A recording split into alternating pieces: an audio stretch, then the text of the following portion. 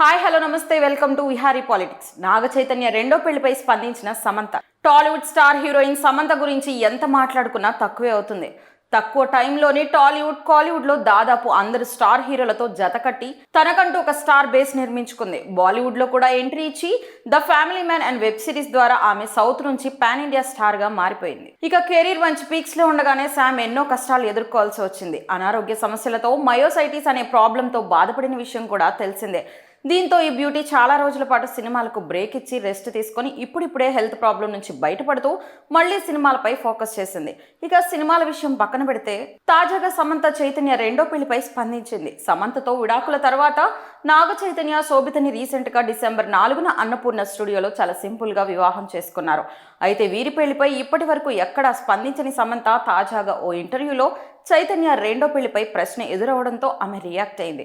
మీ మాజీ భర్త జీవితంలోకి మరో అమ్మాయి రావడంతో మీరేమైనా అసూయ పడుతున్నారా అంటూ యాంకర్ సమంతను ప్రశ్నించగా, నా జీవితంలో అసూయకు తావులేదు. నా జీవితంలో అసూయ ఒక పాట కావాలని కూడా నేను అనుకోవట్లేదని సమాధానమిచ్చారు. అలాగే అసూయ అన్ని చెడులకు మూలమని తాను భావిస్తానని చెప్పుకొచ్చారు. కాబట్టి తనకు ఎటువంటి జలస్ వాళ్లపై లేదని, అలాగే అలాంటి వాటి గురించి తాను ఆలోచించను అంటూ సమాధానమిచ్చారు. అంతేకాకుండా ఒక బంధం నుండి బయటపడడం చాలా కష్టమని కూడా తెలిపారు. ప్రెజెంట్ సమంత మాటలు సోషల్ మీడియాలో దుమారం రేపుతున్నాయి. అయితే నెటిజన్స్ మాత్రం సమంత స్ట్రాంగ్ ఉమెన్ అంటూ ప్రశంసల వర్షం కురిపిస్తున్నారు.